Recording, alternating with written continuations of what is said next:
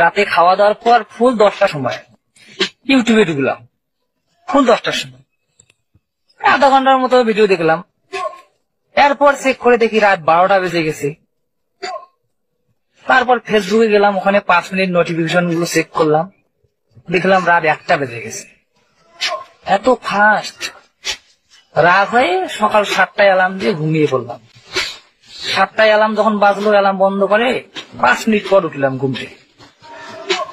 তো দেখি সকাল 9টা বেজে গেছে। তো বুঝলাম যে হ্যাঁ, আমার ফোনের সমস্যা হচ্ছে, ফোনটা খুবই ফাস্ট হয়ে গেছে, কোনো সময় খুবই দ্রুত চলে। এরপর আমি টের পেলাম যখন পড়তে বসলাম, দুপুর 12টার সময় ফোনটা অফ করে টানা 2 ঘন্টা পড়লাম, 2 ঘন্টা। এরপর ফোনটা অন করে দেখি 12টা 10 বাজে।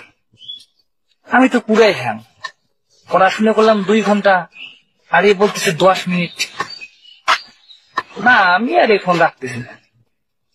বুঝলাম যে ফোন কোনো সময় স্লো হয়, আবার কোনো সময় ফাস্ট হয়।